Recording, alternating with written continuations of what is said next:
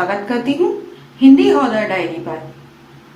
दोस्तों, सबसे पहले आपका बहुत बहुत शुक्रिया हमारे चैनल को लाइक, कमेंट और सब्सक्राइब करने के लिए।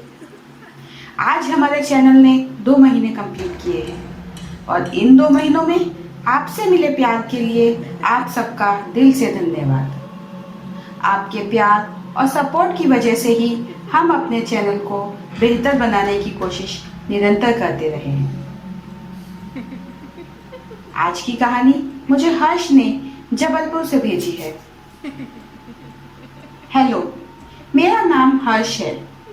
ये जो कहानी मैं बताने जा रहा हूँ वो मुझे मेरी नानी ने बताई थी। ये कहानी काफ़ी साल पहले की है, जब हमारे गांव में ज़्यादा लोग नहीं रहते थे।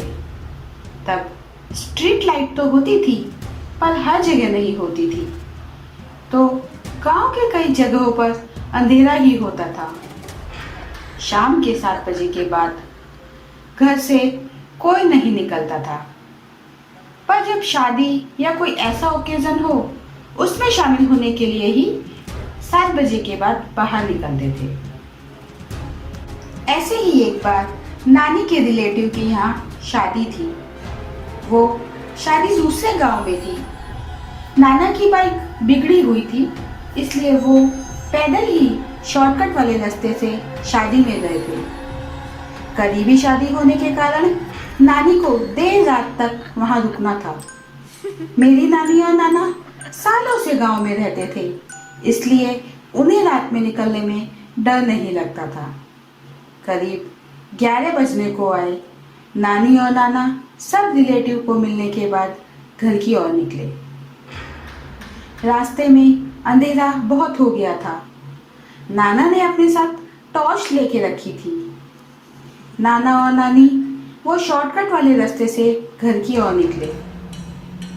नाना और नानी बातें करते करते चल ही रहे थे, तब नानी ने गलती से रास्ते में पड़े हुए नींबू पर पैर रख दिया। नाना ने टॉर्च से देखा तो नींबू को देखकर ऐसा लग रहा था कि किसी ने जादू टोना करके वहां फेंका हो। नानी ने गुस्से में गाली देते हुए उस नींबू को पैरों से रास्ते के साइड में कर दिया।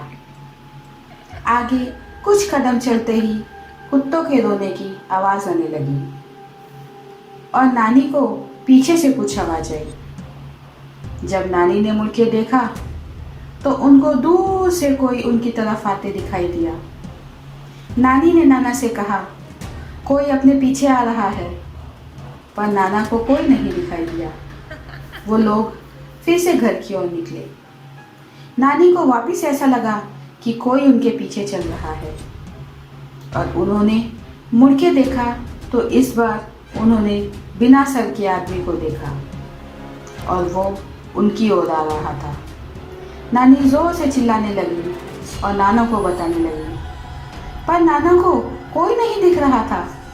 नानी रोने लगी और नाना को बोली, जल्दी चलो, नहीं तो वो बिना सर वाला आदमी हमें मार देगा। बस इतना ही कहते वहां से भागने लगी। नाना भी नानी को रोकने के लिए उनके पीछे भागे। उतने में नाना नानी गांव आ गए और उनकी आवाज़ सुन के गांव के कुछ लोग बाहर आ गए। नाना ने बोला, कुछ नहीं हुआ, बस अंधेरे के कारण नानी डर गई हैं। रात बीत गई। मॉर्निंग में सब नॉर्मल था, पर करीब शाम को 6 बजे किसी ने बाहर का दरवाज़ा खटखटाया।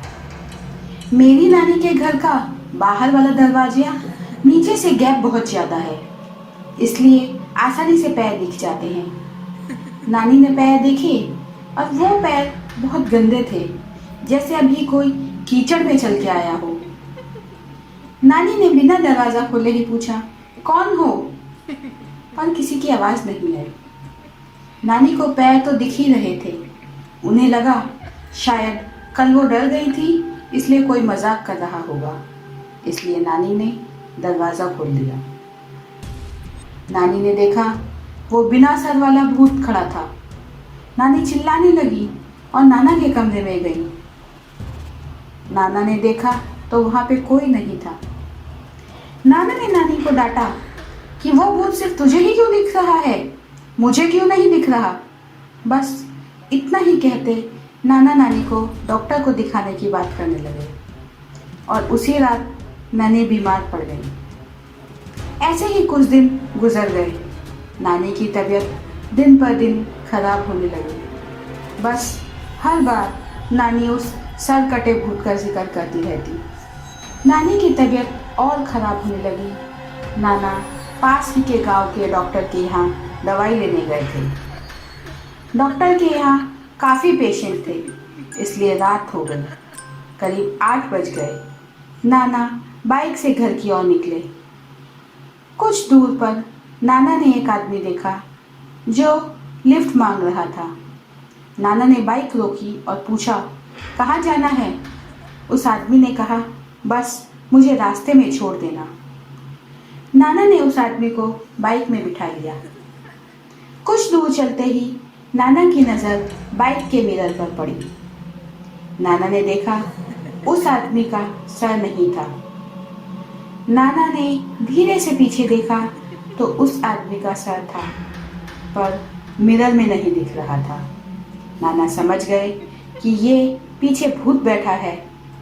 नाना ने चालाकी से बाइक बंद कर दी और उस आदमी को कहा, आप नीचे उतर जाओ, बाइक को जोर से धक्का मारना पड़ेगा। वो आदमी उतर गया। जैसे ही वो उतरा, नाना ने तुरंत बाइक स्टार्ट कर दी और वहाँ से भाग गए। नाना घर आ गए और नानी के पास गए और बोले, तुम सच बोल रही थी, मैंने ही आज बिना सर वाला भूत देखा। नाना ने तुरंत गांव के कुछ लोगों को ये बात कही। गांव का एक आदमी ओझा को लेकर आया और ओझा को सब बताया। ओझा ने नानी को देखा और बोला, नानी कुछ बीमार नहीं है, बस वो भूत उनको परेशान कर रहा है।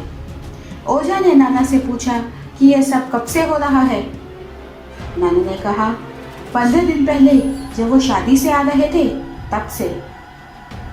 साथ ही नाना ने यह भी बताया कि नानी ने गलती से एक नींबू पर पैर रख दिया था। ओझा ने कहा, क्या आप मुझे वो जगह पर ले जाओगे? नाना उसे लेकर उस जगह पर गए तो वहाँ नींबू के कुछ टुकड़े मिले। वो देखकर ओझा ने कहा, किसी ने जादू टोना करके एक आत्मा को उस नींबू के जरिए अपने वश में कर रखा था। नानी ने गलती से उस पर पैर रखकर उस आत्मा को मुक्त कर दिया था। तब से वो आत्मा आपके पीछे आने लगी। ओझा ने झाड़ फूंक किया और नाना को हर शनिवार को हनुमान मंदिर में दिया जलाने को कहा और रोज हनुमान चालीसा पढ़ने को कहा। तब से नानी की तबीयत में सुधार होने लगा और वो भूत दिखाई देना बंद हो गया। तो दोस्तों, आपको ये कहानी कैसी लगी? अगर अच्छी लगे तो लाइक, कमेंट और सब्सक्राइब करें और दोस्तों के साथ इस वीडियो को शेयर करना ना भूलें। हाँ, अगर आपके पास भी कोई ऐसी कहानी या एक्सपीरियंस हो तो हमें जल्दी से hindihoraDiary@gmail.com पर मेल कीजिए। हम आपकी कहानी अपने शो में सुनाएंगे। मैं ध्वनि अब आपसे अलविदा लेती हूँ। अगले हफ्ते फिर हाजिर होंगी एक नई कहानी के साथ।